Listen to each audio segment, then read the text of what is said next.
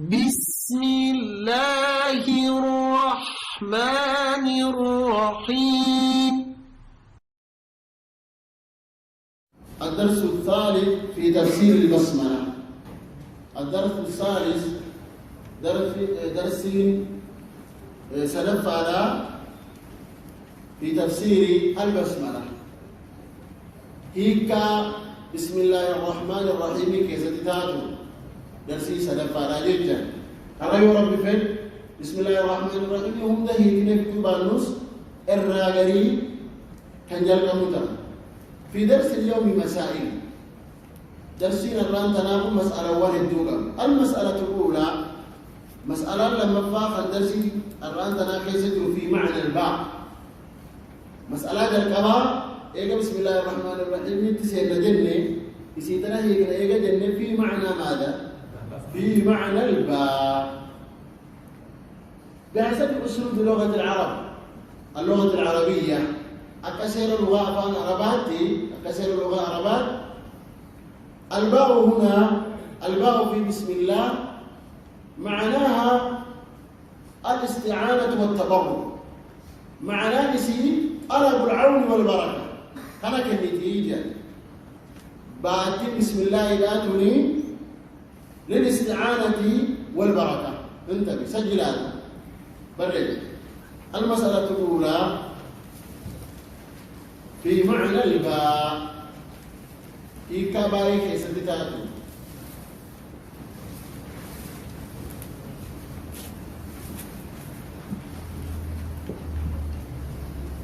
والباء في بسم الله باء بسم الله كيسة جرتدوني للاستعانة على وجه التبرك، وإن شئت قلت للاستعانة والبركة.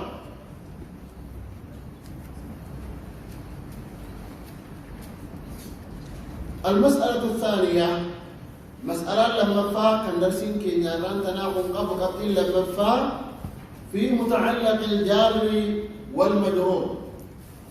الباء حرف جر اسم مجرور بالباء وعلامة جره كسرة ظاهرة في آخره كما يقول النحاة.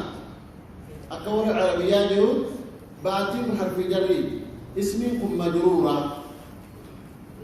هذا على القول بأن الباء أصلية، وعلى القول بأن الباء زائدة.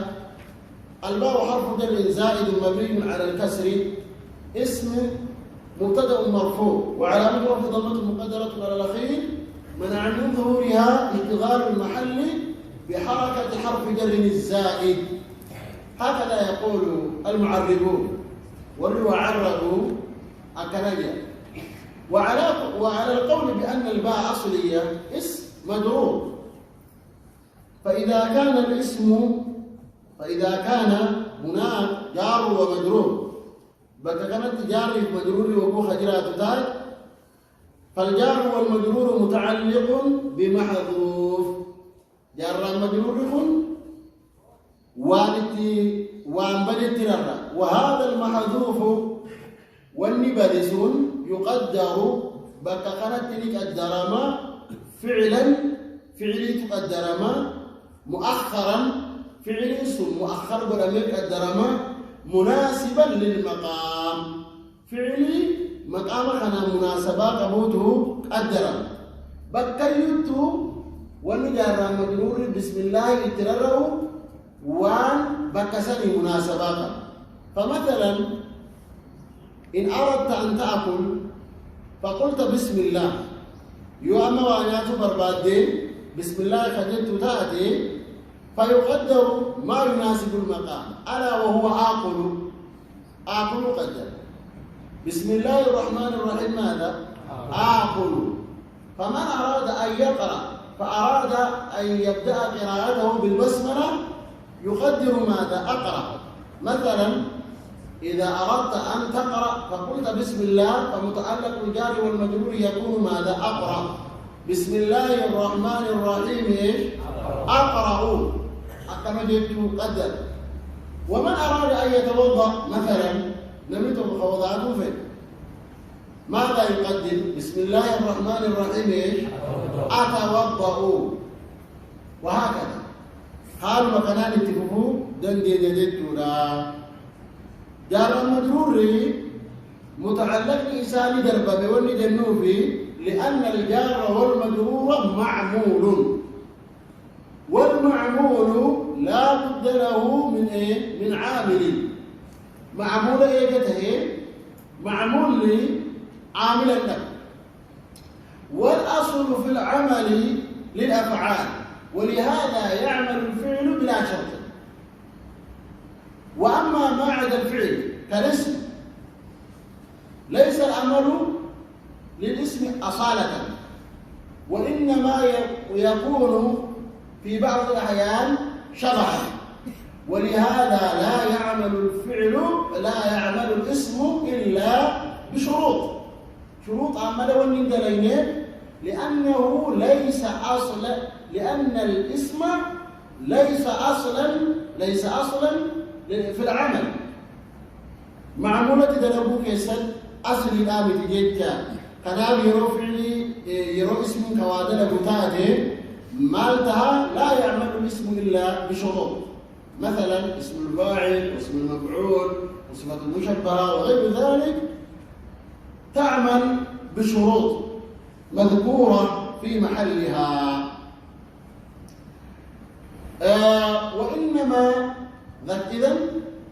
إنما قدرنا فعلا لأن الأصل في العمل للأفعال والننتي فعل الدرب معمولة دلبو كيسد أصلي كماليتي كان أفعالات ججالا وإنما قدرنا ذلك الفعل مؤخرا فعلي مؤخرا دوني ولد الدرب مثلا نقول عند ابتداء القراءة بسم الله الرحمن الرحيم أقرأ قدرنا متعلق الجار والمجرور فعلا مناسبا مؤخرا فعلي قدر فعلي مناسب مقامها مناسبات أما اليوم مؤخر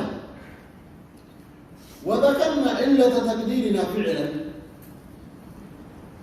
وإنما قدرناه مؤخرا واني مؤخر بوليس قدر مالي يوجن فائدة لما تقيستين الفائدة الأولى التبرك بتقديم بسم الله عز وجل مقا ربي وهند دربوسو خنان بركة في غرغار سرب الرابر بادولا الفائدة الثانية في تأخير متعلق الجار والمجرور هنا الحصر لأن تأخير العامل على المعمول يفيد ماذا؟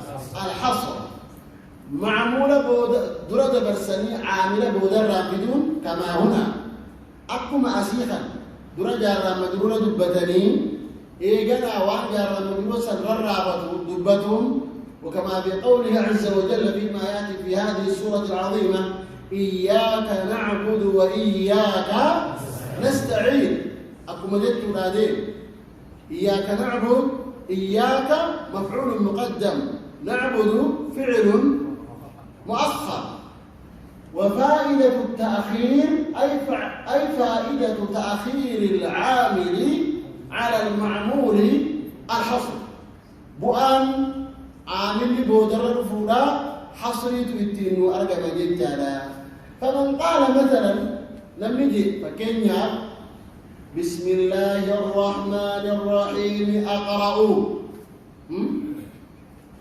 بسم الله الرحمن الرحيم أقرأ لم نجي كأنك تقول لا آكل باسم أحد إلا بماذا؟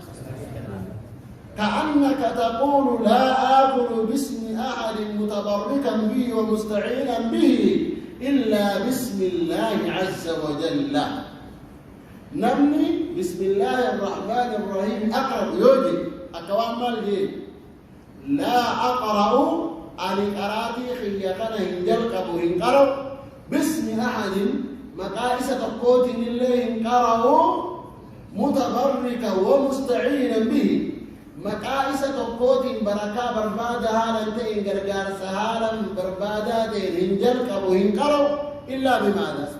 إلا بسم الله عز وجل مقاء الله بالتأمليه. فمن قال مثلا بسم الله آكل نملي فكأنما قال لا آكل باسم أحد متبرك ومستعينا إلا بسم الله عز وجل. ومن قال مثلا بسم الله أتوضأ فكأنه قال لا أتوضأ باسم أحد متبرك ومستعينا به إلا بسم الله العزيز الحكيم. وهكذا هذا على طريق المثال. وقلنا إنما قدرنا فعلا لأن الأصل في العمل للأفعال. وضعت جنبي أكخنا جدا. إذن وإنما قدرنا مناسبا لأنه أدل على المقصود. إساءة مقصود الرتب نقدرت دائرة الكلام.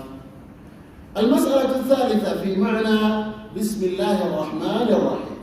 مسألة ستدفع بسم الله الرحمن الرحيم جد معنى نسامالي.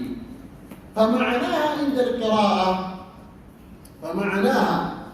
معنى بسم الله الرحمن الرحيم جد بسم الله الرحمن الرحيم. بسم الله انت أما سنجرى بيكر الديزين الحمد الديزين وديم كانت بسم الله القرآن الحمد الديزين كلام هيكا يوت كذا هيكا بسم الله كجاري تبيهم كيس برباجيسا لا مجرد القول ولا ينبغي أن يكون حظنا مجرد صلب اللفظ.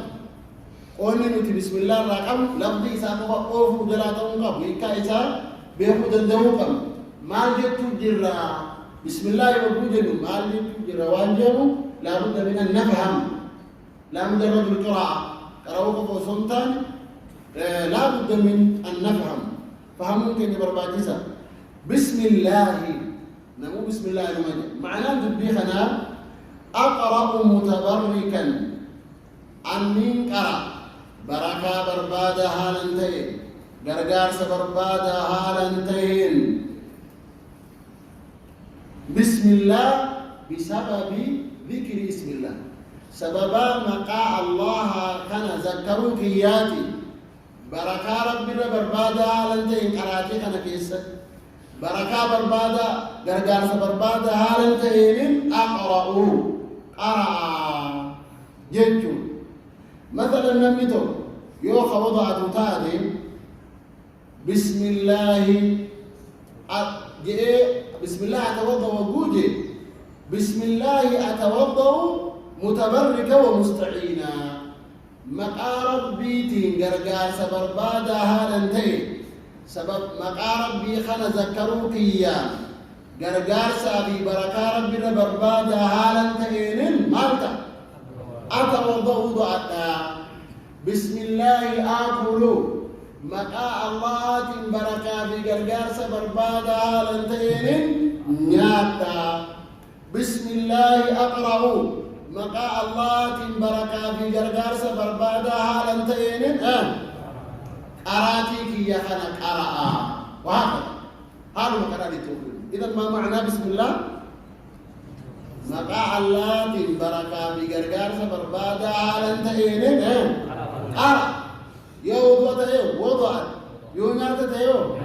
إذا مقارب بيبتهم مال سبب مال ما بيدا بركة نبي درجة سكين أرجع مقارب بيبتهم خنا ما ربنا أرجع واذكروا الله كثيرا لعلكم تفلحون مقارب بيذكروا كنا بركة ربنا بربادو ديتا خيري هدوت بركة ديتو خيري هدوت خيري هدو ربنا برباد إذا مقارب بيبتني خيري هدو ربنا بربادا مقارب بيبتني وانو جيتو ديما سن كيست مال بربادا غرغار سبربادا لي كنابو نما مقائساتي وانو تسيمو ديمو توكو جمري وانا إني تسيمو سن ربي خيري هدو أكعت إلا عرقتو ستانيس وأت تسيمو سن ربي إرتي سيغرغار كنابو وغاري دلبو ديمتو دبتو ديمتو همدا بسم الله الرحمن الرحيم جتي جلقمون برباجساتي كلام نبي ربي سوبو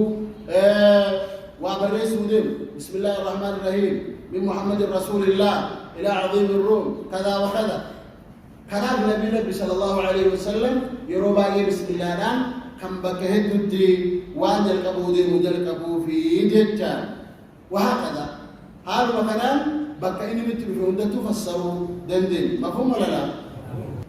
أبتلين برنوتا خينك سدفا لا خرج جلت الجرور إني أبرفا مسألة يقول قبتين أبرفا أن اسم مضاف ولفظ الجلالة مضاف إليه معناه بسم الله يجب بريك بريك باسمي لفظ اسمي يكون بالجباب سيدنا أكا إسني كبتمو لندوتي كان إسني وهوتلي لفظ الاسم لكن مضاف إليه ولفظ الجلالة مضاف إليه معنى بسام الجتورة بسم الله شوف مقاء الله بركة بربادها لنتهين قرأ شوف مقاء الله بركة بقرقارس بربادها لنتهين قرأ يوضع ذلك شوف مقاء الله تين بركة بقرقارس بربادها لنتهين وضعت شوف مقاء الله تين بركة بقرقارس بربادها لنتهين نعم يونات عليك وهكذا شوف مقاء الله تين يوكين هند مقاء الله تين جدوخنا ما لله أرغتو دنديني ما لله أرغتو دنديني يوجد من هذه الإضافة باسمكم اسمكم الله تتردد لأن اسم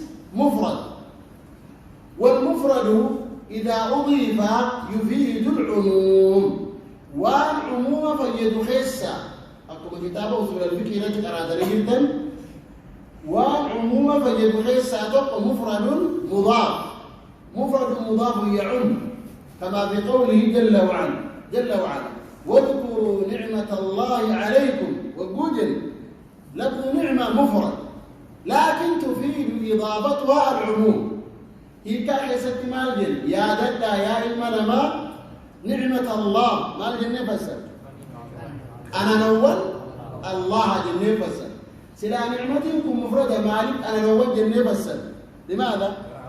لأنه مفرد مضاف إساءة مفرد ماذا؟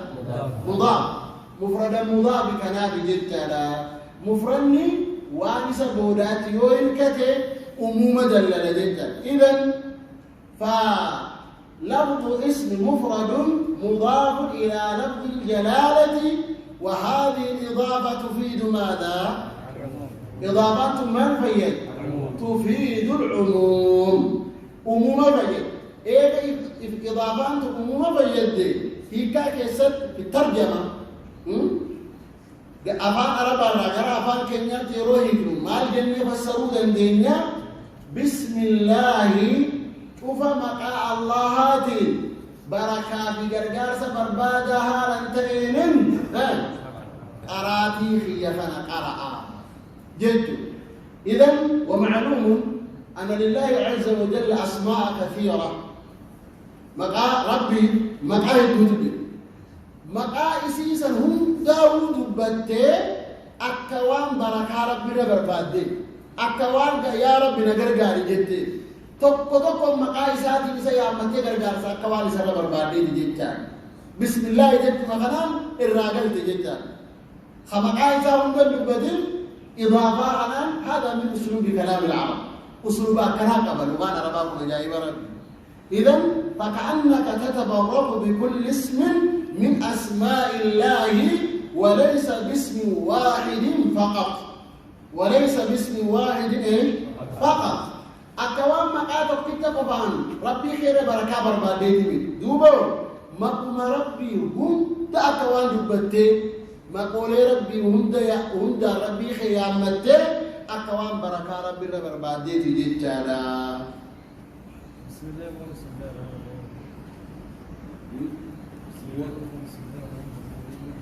هيك كنا يتلفنا في الرازيان بذلك الله الرحمن الرحيم سيمر علينا تفسيره ملي بكرتيك أما قرآن قرأوا دين قناتي بسم الله قف بريس مو قوتمتي بريس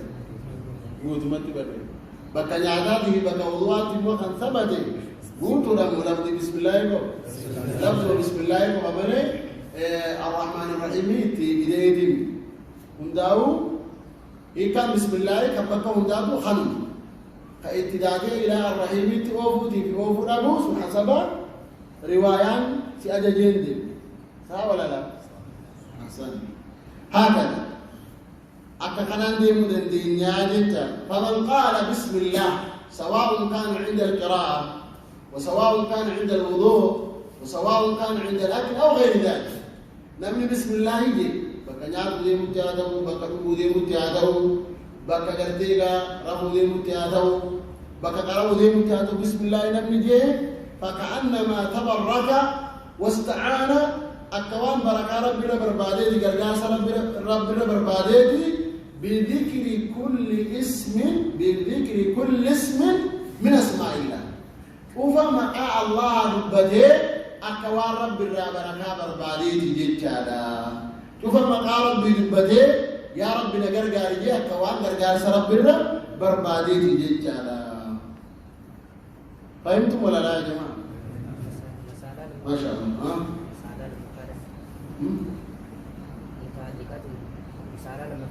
ايوه مسألة لما فهم ما يجي دي متعلق الجار والمجرور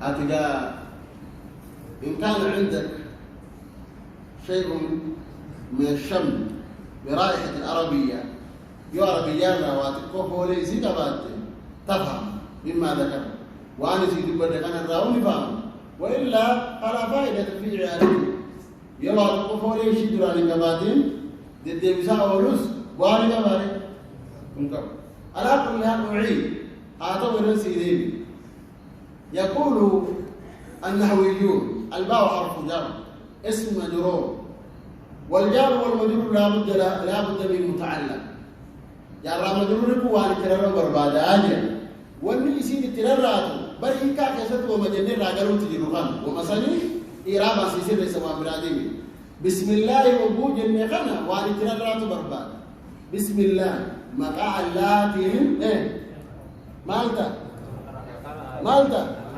براتون بربادا همانو يودو جرس مبادا لله مقع اللاتهم مالتا جتبين أرى جتو يونات بربادا نيات جتو أكنا مكانامي لابني سنباتة جروس جتو سنتامي جتو لباتو نميات دوانكا بسم الله مكارو أقوام بسم الله جتو قرآن جمرتو مالك بربادا نان كراجة جوين أقوى جاتو جمرو بسم الله وقو جتو مقال الله تجي مال تاجتو بربادا نيات جتو يات كنا نيجتو جرتاوا أكنا مكانامي ونيات نيجتو تجرتو سوني بسم الله كن سالك الرّا دبي سمعت الرّا أكان مكانه يكون وياكم وياهم أحسن هذا وصلى الله على نبينا محمد وعلى آله وصحبه أجمعين.